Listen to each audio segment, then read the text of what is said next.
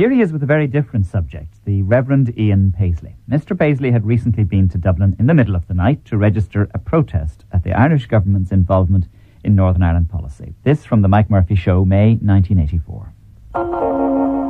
It's now 21 minutes past 9, and we're here in Belfast, and my guest this morning is the Reverend Ian Paisley, who needs no further introduction, really. I don't need to give you any appendages at all. You're very welcome to the programme. Thank you. And I must ask you, first of all, did you enjoy your recent trip to Dublin?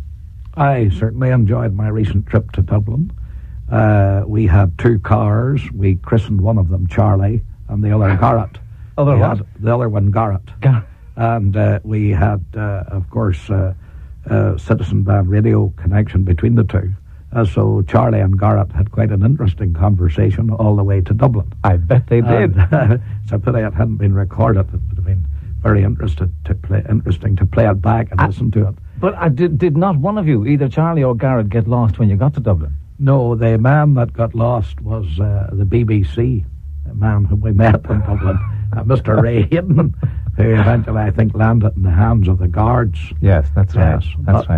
We were more successful in negotiating labyrinth of streets in the centre of Dublin. Did you find it difficult to negotiate the labyrinth of streets? No, I mean, you couldn't have recognised the place too easily. Well, you haven't been here that often. Well, I knew Dublin many years ago.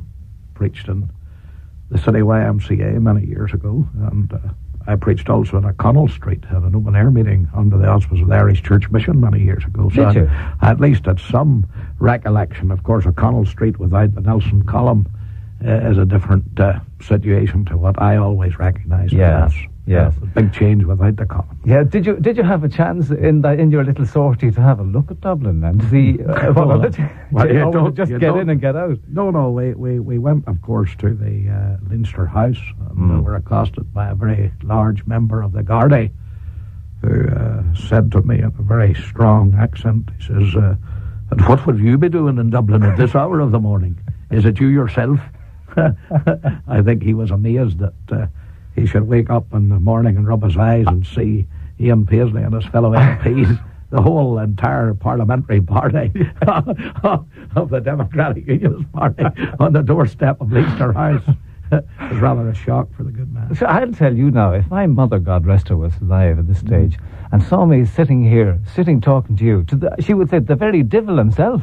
Yes. She'd be very taken aback. She probably would be going to her prayers. To pray her son would be contaminated. I think so, yeah. By the rub-off of some extreme Protestant. Yeah. Does it worry you at all, the perception that people have of you in the South?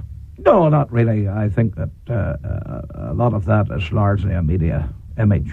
And I think that people in the south of Ireland that I have met have been prepared to take me as I am. Your style, you see. I mean, you do have on the media, when you're discussing topics, when you're putting forward your message, you do tend to do it in a rather abrasive and certainly forthright way. So I think that would probably colour people's judgments of you, would it? Well, I think that in Northern Ireland politics, one has to be simple and straight and forthright. There's been too much hypocrisy talked of in the north of Ireland, and I think that even my political enemies would prefer dealing with me because they'll say, well, we know where he stands. He doesn't go behind the door, to use a good Ulster expression, to tell you. He says, here is where I stand. I'm not budging from that. Within that parameter, I've talked to you. Beyond that, I'm not prepared to go. And I think that is really the basic essential in politics in the north of Ireland, because there's been so many politicians have said things and gone back on them and done acts of betrayal that people in Northern Ireland want honesty and forthrightness and stability in their politicians. Do you worry about the possibility of assassination? No, I don't worry about that. I would worry more about my family than I would about myself. I have, of course, been ambushed on the bridge here. Fortunately, the man that shot at me missed the car by a few inches. Afterwards, he confessed that it was an armour-piercing bullet that he used. So if it got into the police car I was in, we certainly probably would all have been killed, and my son was with me on that occasion. My boy certainly was worried after that, naturally, as a boy.